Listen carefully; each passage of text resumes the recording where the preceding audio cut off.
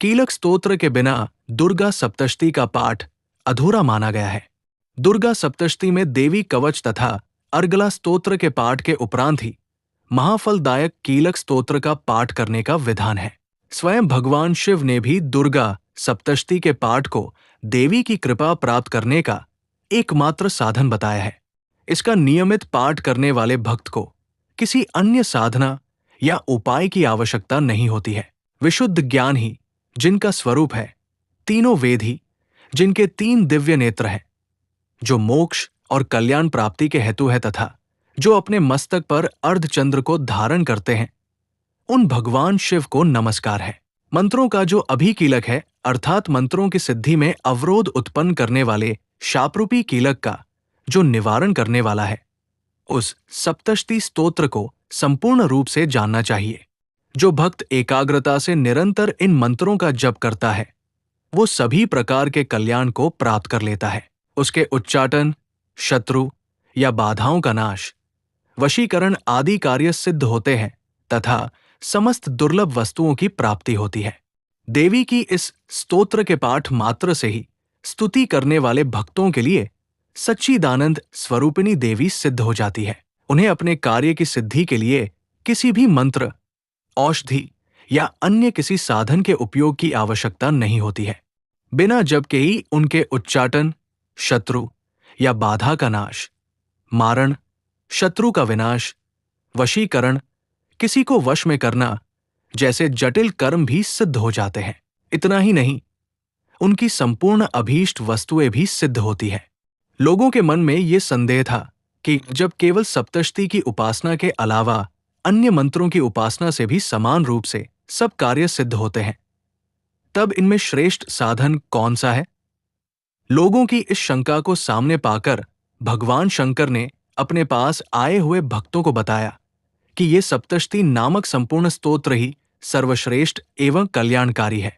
तदंतर भगवती चंडिका के सप्तशती नामक स्तोत्र को महादेव ने गुप्त कर दिया।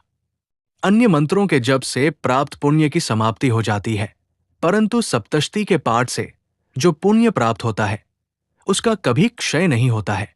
अतः भगवान शिव ने अन्य मंत्रों की अपेक्षा जो सप्तशती की ही श्रेष्ठता का निर्णय किया, उसे यथार्थ ही समझना चाहिए। अन्य मंत्रों का जप करने वाला पुरुष भी यदि सप्तशती के स्तोत्र के जप का अनुष्ठान करे, तो वो भी निश्चित रूप से समस्त कल्याण को प्राप्त करता है। इसमें तनिक भी संदेह नहीं है।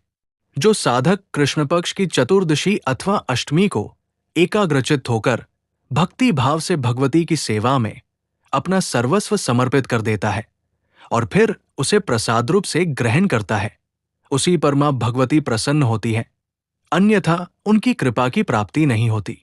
इस प्रकार कील के द्वारा महादेव ने इस स्तोत्र को कीलित कर रखा है। जो बताए गए विधि विधान के साथ निष्कीलन करके इस सप्तशती स्तोत्र का नित्य स्पष्ट उच्चारण के साथ पाठ करता है, ऐसा भक्त सिद्धि को प्राप्त करता है।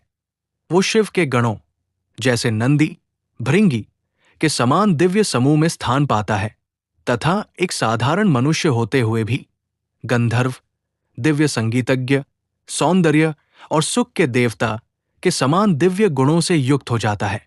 सर्वत्र विचरते रहने पर भी उसे इस संसार में कहीं भी भय नहीं होता। वो अकाल मृत्यु के वश में नहीं होता तथा मृत्यु के पश्चात मोक्ष को प्राप्त करता है।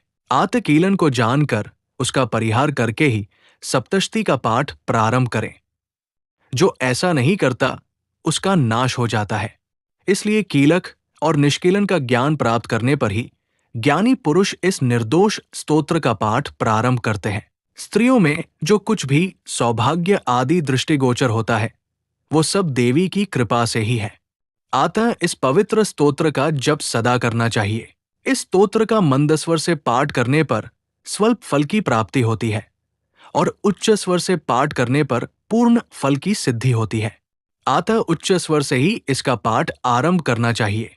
जिनकी कृपा से ऐश्वर्य, सौभाग्य, आरोग्य, संपत्ति, शत्रुनाश तथा परम मोक्ष की भी सिद्धि होती है, उस कल्याणमयी जगदम्बा की स्तुति मनुष्य क्यों नहीं करेंगे? इस प्रकार देवी चंडिका का कीलक स्तोत्र पूर्ण हुआ।